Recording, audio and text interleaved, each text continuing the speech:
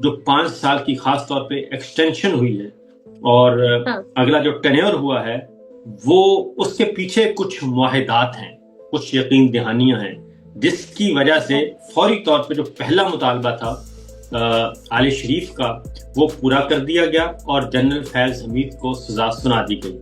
اب اگلا جو سٹیپ ہے وہ ہے عمران خان اور پی ٹی آئی کا، جو ایک نوٹیفیکیشن روکا گیا تھا 7 دن کے لیے۔ یہ جو پیچھے چل رہی ہے گفتگو، یہ ظاہر ہے عمران خان صاحب کی فیملی تک بھی پہنچی اور پارٹی کے لوگوں تک بھی پہنچی، اور صرف ایک پلیئر تو ہے نہیں، بہت سارے پلیئرز ہیں جو کہ یہ سب کچھ دیکھ رہے ہیں، اور قاسم خان، سلیمان خان اور پھر جمائمہ۔ وہاں سے جب پھر یو این سے جو سٹیٹمنٹ آ گئی، جب یو این سے سٹیٹمنٹ آئی تو یہ انڈر پریشر ہوئے، اور اسی پریشر کے نتیجے میں عمران خان صاحب کی ان کو تصویر ریلیز کرنا پڑی، لیک کرنا پڑی۔ بالکل وہ تصویر اسی لیے انہوں نے لیک کی ہے کہ بتایا جا سکے، ایک میسج کنوے کیا جا سکے کہ عمران خان بالکل ٹھیک ہیں، کہ یہ ان کے ارادے خطرناک ہیں۔ عمران خان کو بھی اسی طریقے سے یہ ڈیل کرنے کی کوشش کر رہے ہیں کہ شاید یہ منصب سے ان کو ہٹا دیا جائے تو یہ معاملہ دب جائے گا، لیکن ایسا ہے، ہونا نہیں ہے۔ لڑائی پیک پہ پہنچی ہوئی ہے اور عمران خان ایک طرف ہیں، اور صرف اب عمران خان اکیلے نہیں ہیں، ان کے ساتھ دیگر اپوزیشن جماعتیں بھی شامل ہیں، اور بھوکلا بھی ہلکی پھلکی موسیقی انہوں نے بھی سٹارٹ کی ہوئی ہے۔ تو معاملہ اب صرف یہاں تک نہیں ہے بلکہ اگلا بھی ہے، اس سے آگے اب پیپلز پارٹی کی طرف بھی انہوں نے رخ کرنا ہے۔ ڈکٹیٹر کبھی بھی ڈائیلاگ سے نہیں جاتا، یہ طے شدہ حقیقت ہے۔ السلام علیکم ناظرین، آپ سیاست ڈاٹ پی کے دیکھ رہے ہیں۔ فریال عباسی آپ کے ساتھ موجود ہوں، سینئر صحافی اور تجزیہ کار صابر شاکر صاحب ہمارے ساتھ موجود ہے۔ سر تھینک یو آپ کے ٹائم کے لیے۔ بہت سارے سوالات ہیں، بہت ساری ڈسکشن کریں گے، لیکن آغاز اس وقت اڈیالہ کے باہر قافلے بھی پہنچ رہے ہیں، آج بڑی تعداد میں لوگ موجود ہیں، لیکن علیمہ خان نے واضح کر دیا ہے کہ آج اگر کوئی واٹر کینن یا گرفتاریاں کی گئیں تو ہم گلیوں میں گھس جائیں گے، لیکن دھرنا تب تک ختم نہیں ہوگا جب تک ملاقات نہیں ہو جاتی۔ جی بالکل، آج صورتحال تھوڑی سی اگریسو ہے، اور پاکستان تحریک انصاف کی طرف سے بھی اور ان کی فیملی کی طرف سے بھی، کیونکہ کچھ ایسی اطلاعات آ رہی تھیں، ایسی خبریں ان کو موصول ہوئی ہیں کہ عمران خان صاحب جو لاسٹ ٹائم گئے تھے تو اس وقت بھی آخری ملاقات جو چند منٹ کی تھی اس میں بھی انہوں نے بتایا تھا کہ ان کو تنگ کیا جا رہا ہے، اور پھر قید تنہائی میں رکھنا، اور پھر اس دوران مستقل بنیادوں پہ اور پھر دھمکی امیز گفتگو، خاص طور پہ وہ گفتگو راولپنڈی سے بھی ہوئی، اور وہ گفتگو جو نون لیگ کے وزراء ہیں ان کی طرف سے بھی، جب اس طرح کی دھمکی امیز گفتگو ہوگی اور ان کو ٹھکانے لگانے کی باتیں کی جائیں گی، اور پھر یہ کہ جنرل فیض حمید کی ایک ایپیسوڈ آئی، اس کے ساتھ پھر ان کو انٹر لنک کرنے کی کوشش، تو جس کی وجہ سے ان کی فیملی کو کچھ اور اطلاعات بھی موصول ہوئیں میری اطلاع کے مطابق، کہ جس کے بعد انہوں نے جارحانہ طریقہ اختیار کیا، اور خاص طور پہ نہ صرف اندرون ملک بلکہ بیرون ملک عمران خان صاحب کے صاحبزادوں نے، ان کی والدہ جمائمہ خان نے، اور انہوں نے بھی اپروچ کیا، اور ڈائسپورا جو پاکستان تحریک انصاف کا بیرون ملک ہے انہوں نے بھی اس سلسلے میں ایکٹیو رول ادا کیا، جس کی وجہ سے اب یہ پریشر جو ہے وہ ڈیولپ ہو رہا ہے، کیونکہ ادروائز اگر یہ پریشر ڈیولپ نہیں کریں گے اور ان کی فیملی یا ان کی جماعت آرام سے بیٹھ جائے گی تو پھر ان کا طویل دورانیے کا ایک کھیل ہے جو کہ یہ شروع کرنا چاہتے ہیں، کیونکہ اس کی وجہ یہ ہے کہ جو 5 سال کی خاص طور پہ ایکسٹینشن ہوئی ہے اور اگلا جو ٹینیور ہوا ہے وہ اس کے پیچھے کچھ معاہدات ہیں، کچھ یقین دہانیاں ہیں، جس کی وجہ سے فوری طور پہ جو پہلا مطالبہ تھا عالیہ شریف کا وہ پورا کر دیا گیا اور جنرل فیض حمید کو سزا سنا دی گئی۔ اب اگلا جو سٹیپ ہے وہ ہے عمران خان اور پی ٹی آئی کا، اس لیے ان کی فیملی جو ہے ان کو اس بات کا اعتراف ہے اور وہ جارحانہ انداز اختیار کیے ہوئے ہیں۔ صابر صاحب، کچھ اور اطلاعات جو فیملی کو موصول ہیں، آپ نے ذکر کیا، یہ تھوڑا الیبوریٹ کریں، کس قسم کی اطلاعات؟ یہ اطلاعات ہیں جی کہ خاص طور پہ جو ایک نوٹیفیکیشن روکا گیا تھا 7 دن کے لیے، اس نوٹیفیکیشن کے روکنے کے دوران جو تنازعہ تھا عالیہ شریف کا یا نواز شریف صاحب کا، وہ تنازعہ یہی تھا کہ جو ہمارے ساتھ کمٹمنٹ کی گئی ہیں پہلی اپوائنٹمنٹ کے وقت نومبر 2022 میں، وہ کمٹمنٹ پوری نہیں ہوئی، اور جو ہی فروری 2024 کا الیکشن ہوا تو مارچ 2023 میں مریم صاحبہ نے ایک باقاعدہ طور پہ پریس کانفرنس کی اور اس میں مطالبہ کیا کہ جنرل فیض حمید کا کورٹ مارشل ہونا چاہیے اور ان کا ٹرائل ہونا چاہیے. اور اس کے بعد فیض حمید صاحب کو گرفتار تو انہوں نے کروا دیا، ذاتی مرٹر کی خواہش پہ ہو گئے، لیکن ان کے خلاف کوئی ایسا ثبوت نہیں تھا کہ جس کی بنیاد پہ ان کو ٹرائل کیا جاتا یا سزا سنائی جاتی. اب یہ لڑائی بڑھتے بڑھتے یہ پہنچ گئی نومبر 2025 تک، اور پھر 27ویں غیر آئینی ترمیم بھی ہو گئی اور نوٹیفیکیشن نہیں ہوا. پھر یہ ڈیمانڈ آئی اور پھر نواز شریف صاحب نے 26 نومبر کو باقاعدہ طور پہ ایک دھمکی دی کہ عمران خان اکیلا نہیں مجرم بلکہ باقی سارے بھی مجرم ہیں، ان سب کو بھی سزا سنائی جائے.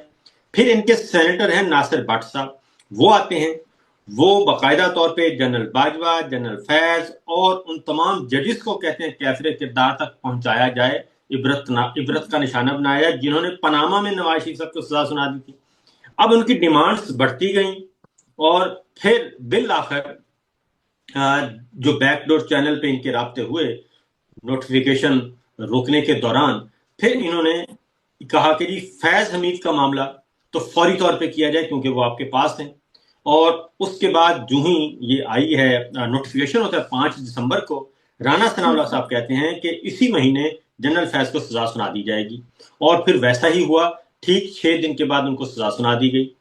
تو یہ جو پیچھے چل رہی ہے گیو اینڈ ٹیک، اور ایک ہاتھ لے اور دوسرے ہاتھ دے، میں آپ کو اپوائنٹ کروں گا، آپ ہماری اقتدار کو دوام بخشیں گے، میں آپ کو ایکسٹینشن دوں گا، آپ ہمارے مطالبات پورے کریں گے، یہ جو پیچھے چل رہی ہے گفتگو، یہ ظاہر ہے عمران خان صاحب کی فیملی تک بھی پہنچی اور پارٹی کے لوگوں تک بھی پہنچی. اور صرف ایک پلیئر تو ہے نہیں، بہت سارے پلیئرز ہیں جو کہ یہ سب کچھ دیکھ رہے ہیں. اور جب یہ ساری چیزیں آ رہی ہیں تو پھر اکارڈنگلی وہی ہوا، عمران خان پہ قید تنہائی کر دی گئی، سخت پابندیاں، بشرا بھی پابندیاں، اور باقی رہنماؤں پہ بھی جو قید ہیں ان کے بھی پابندیاں. ان کی درخواستیں نہیں سنی جا رہی، نہ اسلام آباد ہائی کورٹ، نہ سپریم کورٹ، کہیں بھی. تو اس لیے یہ اطلاعات ان تک پہنچی تھیں، اور قاسم خان، سلیمان خان اور پھر جمائمہ، انہوں نے پھر رابطے کیے، اور انٹرنیشنل میڈیا پھر اس میں آتا ہے اور ہوتا ہے، اور وہاں پہ اپیرنس ہوتی ہیں کیونکہ پاکستان پہ تو مکمل سینسرشپ ہے. وہاں سے جب پھر یو این سے جو سٹیٹمنٹ آ گئی، جب یو این سے سٹیٹمنٹ آئی تو یہ انڈر پریشر ہوئے، اور اسی پریشر کے نتیجے میں عمران خان صاحب کی ان کو تصویر ریلیز کرنا پڑی، لیک کرنا پڑی.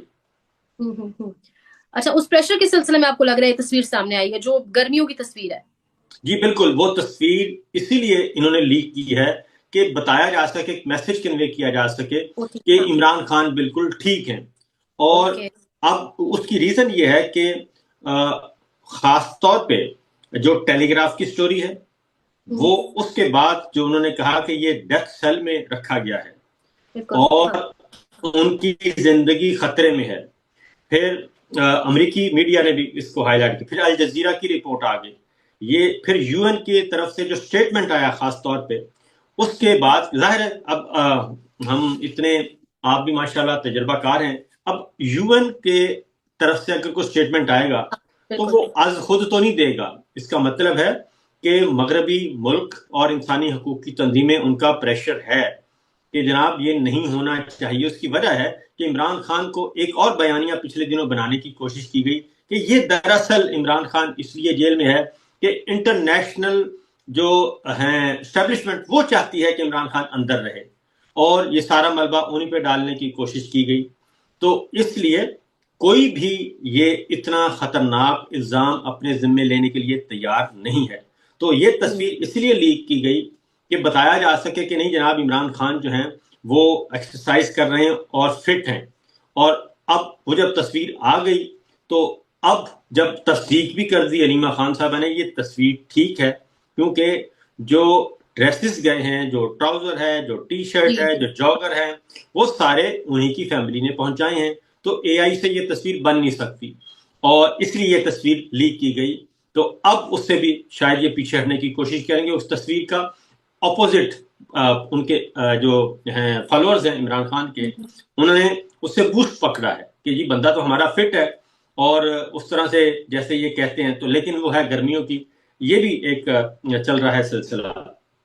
साबिर साहब, this is one of the reasons के वो जो शिफ्ट करने की बात हो रही थी, सखर, मच जेल और शिफ्ट कर दिया जाएगा, फिर अटक के, ये उसी वजह से अब ये पीछे हटते दिखाई दे रहे हैं।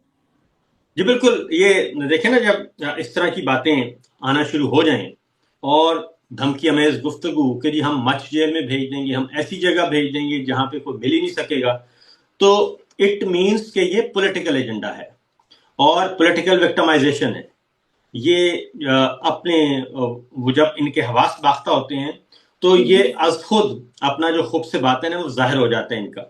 तो जब इस तरह की स्टेटमेंट्स आई और उसके बाद फिर ये एक और मसला अज खुद क्लियर हो गया कि ये इनके इरादे खतरनाक हैं, क्योंकि ये इफ्तिखार चौधरी साहब जब थे उस वक्त भी उनको सीडी हाउस में रखा हुआ था। उस वक्त भी ये खबरें आती थीं कि जब वहां पे प्रेशर बढ़ता था तो कहा जाता था कि हम उनको बलूचिस्तान मुंतकिल कर देंगे। फिर वकला आते थे और प्रेशर डालते थे, फिर वो रुक जाता था। तो ये इमरान खान को भी उसी तरीके से ये डील करने की कोशिश कर रहे हैं कि शायद ये मंजर से इनको हटा दिया जाए तो ये मामला दब जाएगा, लेकिन ऐसा है, होना नहीं है। सर, तो ये तमाम जो सिचुएशन, जो कॉन्टेक्स्ट आपने बयान किया, इस तनाजुर में आपको लगता है कि आज मुलाकात भी होने दे दी जाएगी? यूएन स्पेशल रिपोर्टर की एक जो पूरी एक खबर, फिर इंटरनेशनल पेपर्स में जो आर्टिकल्स और जो आप बता रहे हैं, तो आपको लग रहा है आज मुलाकात होने दे दी जाएगी? क्योंकि वहां हालात से नहीं लग रहा ऐसा।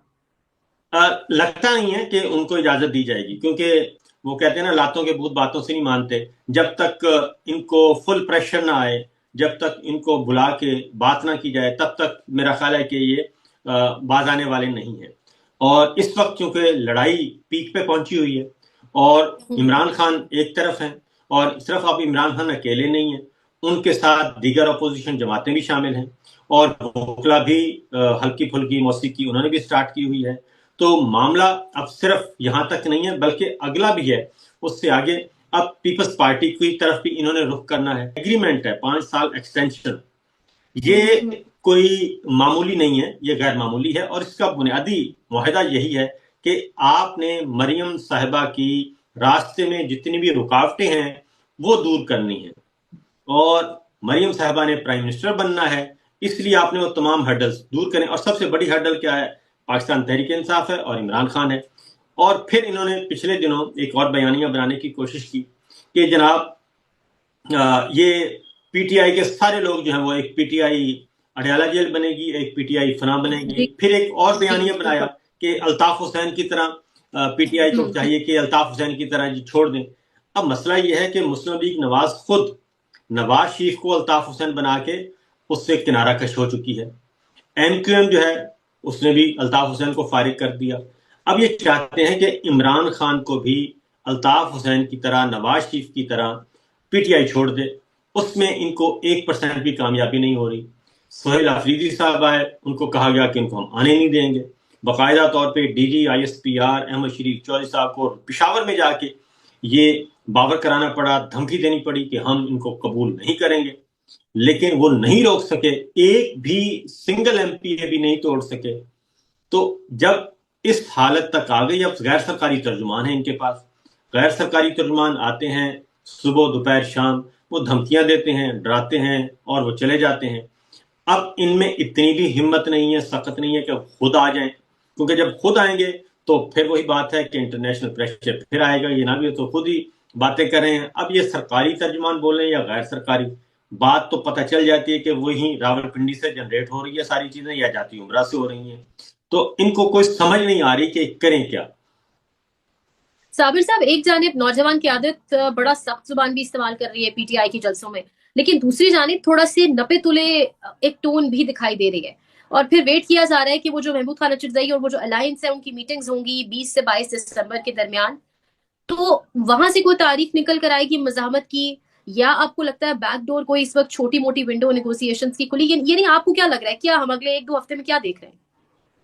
देखिए, डिक्टेटर कभी भी डायलॉग से नहीं जाता, ये तयशुदा हकीकत है। डिक्टेटर जैसे आता है वो वैसे ही चला जाता है, और ये आनन फानन होता है। एक हर चीज यानी कि फ्यूल मौजूद है, इस वक्त तेल मौजूद है, चिंगारी किसी वक्त भी कहीं से भी भड़क सकती है, और आनन फानन ये सारा कुछ हो जाएगा। लेकिन एक बात तय है कि इस वक्त इमरान खान अकेला नहीं है। بلکہ اپوزیشن قوتیں، ان کے ساتھ وکلا، طلبہ، تاجر، کسان، اب وہ بھی ٹریڈ یونینز، کیونکہ ہر طرف تو تباہی تباہی ہے. اور پاکستان اس وقت پچھلے 20 ماہ سے، اس سے پچھلے چھوڑ دیں، وہ بھی کوئی پچھلے 20 ماہ سے جو اسٹیٹ بینک کی رپورٹ ہے، 1000 ارب روپیہ فی مہینہ قرض لے کر یہ جعلی نظام چلایا جا رہا ہے.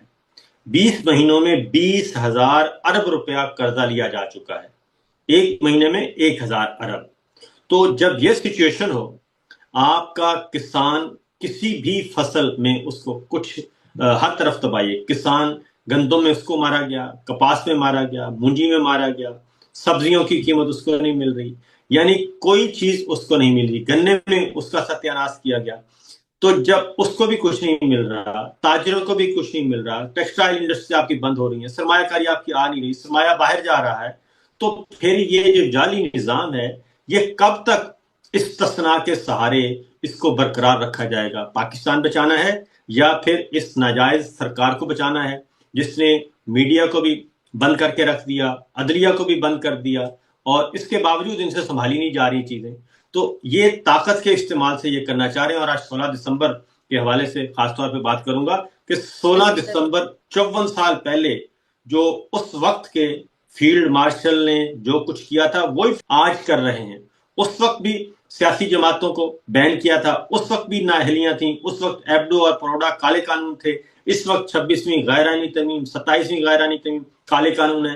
اس وقت بھی میڈیا کو بند کیا گیا، آج بھی میڈیا بند ہے. اس وقت بھی عدلیہ کو بند کیا گیا، آج بھی عدلیہ بند ہے. تو اس وقت بھی مینڈیٹ کو تسلیم نہیں کیا، آج بھی مینڈیٹ کو تسلیم نہیں کیا جا رہا.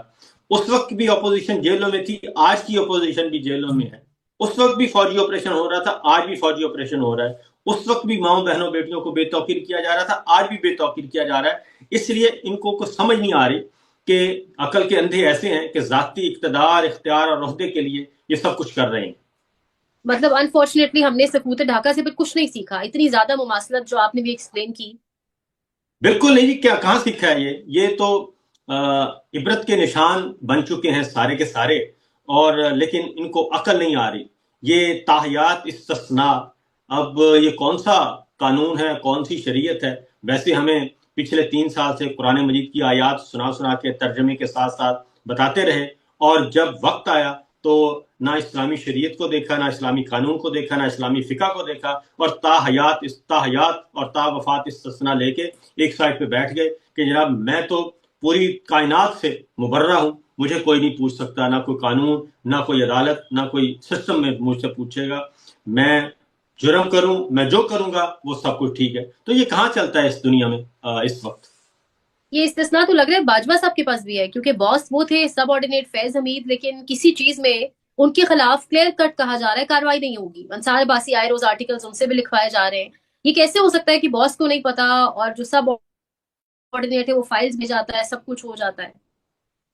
جنرل باجوہ آرمی چیف کے 2 آنکھیں ہوتی ہیں، ایک ڈی جی ایم آئی ہوتا ہے اور ایک ڈی جی آئی ہوتا ہے، اور ڈی جی آئی کے نیچے ڈی جی سی ہوتا ہے. یہ 2 آنکھیں ہوتی ہیں. جنرل باجوہ کی 2 آنکھیں تھیں، ایک جنرل عاصم منیر تھے اور ایک جنرل فیض حمید تھے، اور ان دو کو ہی وہ لے کر آئے. نومبر میں جنرل باجوہ آرمی چیف بنتے ہیں، اور دسمبر میں وہ جنرل عاصم منیر کو ڈی جی ایم آئی کے طور پہ لے آتے ہیں، اور ساتھ ہی جنرل فیض حمید کو ڈی جی سی کے طور پہ لے لیتے ہیں، اور نوید مختار صاحب ڈی جی آئی بن جاتے ہیں. نوید مختار صاحب اس سارے عللوں تلولوں سے الگ رہتے ہیں. ان کو انہوں نے لگا دیا انٹرنیشنل سائٹ پہ لگا دیا کہ آپ انٹرنیشنل چیپٹر کو دیکھیں. یہ 2 ستارے تھے، 2 اوپنر بیٹسمین تھے جنرل باجوہ کے، جنرل فیض حمید اور جنرل عاصم منیر. ان دونوں کو لے کے جنرل باجوہ آگے چلتے رہے 6 سال. نہ جنرل عاصم منیر کو بھی انہوں نے لک آفٹر کیا، جنرل فیض کو بھی انہوں نے لک آفٹر کیا. جنرل عاصم منیر کو بھی پروموٹ کیا، جنرل فیض کو بھی پروموٹ کیا. جنرل عاصم منیر کو بھی بہترین پوسٹیں دیں، جنرل فیض حمید کو بھی بہترین پوسٹیں دیں، اور ان دونوں سے ہی وہ کام لیتے رہے. پاناما کے دوران جو اقامہ لے کے آئے وہ جنرل عاصم منیر تھے، اور یہ بات جنرل باجوہ صاحب نے خود بتائی. اور قاضی فائز عیسیٰ کے خلاف ریفرنس بطور D G I general Asim Munir صاحب نے تیار کیا اور فائل کیا. یہ سب کچھ ہوتا رہا. اور اس دوران ایک اور بات, وہ جو ابھی نندن والا واقعہ سنایا, تو جب ابھی نندن کو واپس کیا گیا اس وقت D G I S I general Asim Munir تھے. فروری 2019 میں, مئی میں وہ لے کے آئے جنرل فیض کو. تو ان لڑائی کہاں سے شروع ہوئی؟ لڑائی تب شروع ہوئی جب جنرل فیض کو, جنرل عاصم منیر کو آئی ایس آئی کے عہدے سے ہٹا کر جنرل فیض کو جنرل باجوہ نے آئی ایس آئی کا چیف بنایا, اور یہاں سے ان کی لڑائی شروع ہوتی ہے. نومبر 2000 اپریل میں جو ریجیم چینج آپریشن کیا گیا, جو اقتدار, جو الیکشن ایئر تھا, آخری سال تھا الیکشن ایئر, اس وقت جب ریجیم چینج آپریشن کیا تحریک عدم اعتماد, جنرل باجوہ چاہتے تھے کہ میں ایکسٹینشن لوں, ایک اور ایکسٹینشن ملے, وہ ڈیل کر رہے تھے آل شریف کے ساتھ. جنرل فیض حمید صاحب آلریڈی اس پینل میں شامل تھے کہ ان تینوں کی لڑائی تھی کہ آرمی چیف کون بنے گا. اب یہ تینوں کی لڑائی ہے, نہ کسی سیاستدان کا قصور ہے, نہ کسی میڈیا پرسن کا, نہ کسی جج کا. یہ سارا کچھ برباد. اور یہ کیسے ہو سکتا ہے کہ ایک میجر جنرل جو ہے وہ اتنا ٹارزن بن گیا؟ ایک میجر جنرل, اس کی حیثیت کیا ہوتی ہے آرمی چیف کے سامنے؟ جو کچھ ہوتا ہے وہ آرمی چیف کے حکم سے شروع ہوتا ہے, آرمی چیف کے حکم پہ ختم ہوتا ہے. تو جنرل باجوہ جو کہتے تھے وہی جنرل عاصم منیر کرتے تھے, وہی جنرل فیض کرتے تھے, اور واپس رپورٹ کرتے تھے. تو اس لیے یہ ہوتا یہ ہے کہ حکم ادھر سے آ رہا ہے, ڈسپلن فورس ہے, اور پھنسایا جاتا ہے بعد میں کسی نہ کسی میجر جنرل کو. اب یہ ایک ٹرینڈ شروع سے چلا آ رہا ہے کہ جنرل پاشا, جناب جنرل پاشا کو پکڑ لیں, جنرل رضوان کو پکڑ لیں, جنرل ظہیر کو پکڑ لیں, جنرل نوید مختار کو پکڑ لیں, جنرل فیض کو پکڑ لیں. اور یہ ہے کہ وہ ڈی جی آئی ایس آئی نے یہ کر دیا. وہ ڈی جی آئی ایس آئی تو اپنی مرضی سے کچھ کر ہی نہیں سکتا جب تک کہ آرمی چیف نے پالیسی دینی ہوتی ہے, آرمی چیف نے آرڈر پاس کرنا ہوتا ہے. وہ ڈی جی ایم آئی کو بھی کرتا ہے اور ڈی جی آئی ایس آئی کو بھی کرتا ہے. وہ یہی کام اس وقت بھی یہی ہو رہا ہے. وہ جو آرڈر آتا ہے وہ امپلیمنٹ ہو جاتا ہے. لاسٹلی سر, سہراب کے حوالے سے obviously ساری سچویشن آپ کو بھی پتا ہوگی, جو سیاست ڈاٹ پی کے ساتھ ہو رہا ہے سہراب کے ساتھ ہو رہا ہے. لیکن گلیڈلی آج ایک اچھا ایک احتجاج ہوا کشمیر کے اندر. انفارچونیٹلی پاکستان میں تو عمران ریاض خان جیسے اسٹیچر کے صحافی کے لیے بھی اتنے لوگ کبھی نہیں نکلے جتنے آج ہم وہاں سے کچھ ویڈیوز دیکھ رہے ہیں نکلے. لیکن کیا کہیں گے اس ساری سچویشن پہ آپ؟ دیکھیں, بات یہ ہے کہ سہراب کا کوئی قصور نہیں ہے, نوجوان ہیں اور وہ اپنا کام کر رہے تھے, اور میں نے کبھی ان کو بہت زیادہ وہ بھی نہیں دیکھا کہ ان میں پروفیشن سے ہٹ کے اوور ایکٹیو پایا جائے. لیکن مسئلہ صرف اتنا ہے, یہ سننے کے لیے تیار نہیں, برداشت کرنے کے لیے تیار نہیں ہے یہ جو موجودہ رجیم ہے.